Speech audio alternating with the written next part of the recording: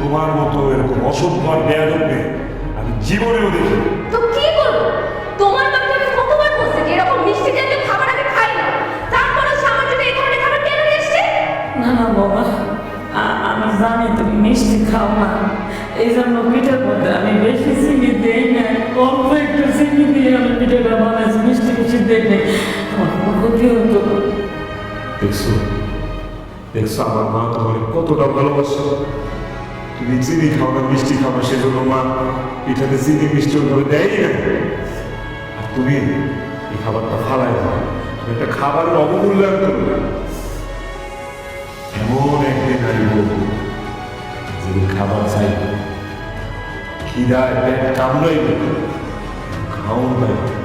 আরে যা, আমি বড় লোকের মেয়ে, আমার বাসায় খাবার দাবারের কোনো অভাব নাই। আর এই ধরনের খাবার আমার বাসায় কুকুর বিড়াল থাকে। আর জানিস আমার বাসার ফ্রিজে কত খাবার বসে, সে খাবার তোদের 14 গোষ্ঠী মিলে খেলো না শেষ হবে না। সুন্দর করে বলতে হবে। তুমি যদি আমার পছন্দ করো, আমার সাথে সংসার করতে না চাও, তুমি আমার সাথে চলে যাও।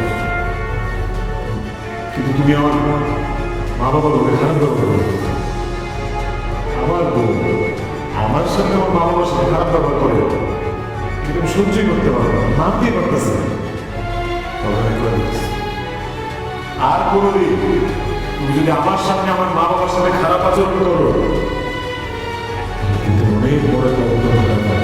তোকে আর অঘটন ঘটাতে হবে না। আর তোর এই ভাঙা ঘরে এই বস্তিতে থাকার সাথে আমার মিলে গেছে। তোকে আসলে আমি কেন বিয়ে করছিলাম জানিস?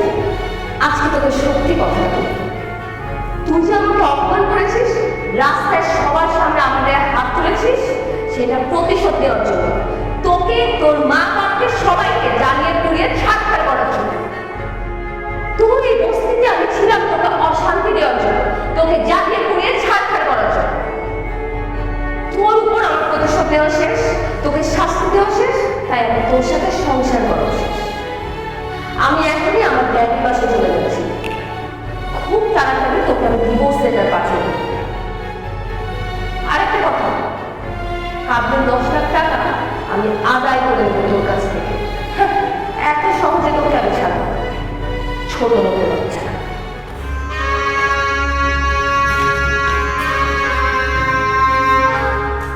কিসে চলে গেছে